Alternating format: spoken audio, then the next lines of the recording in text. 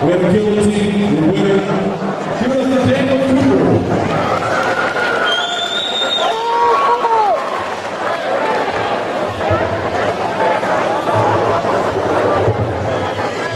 We'll give it one more fight, one title fight, and then we're going to do a video contest.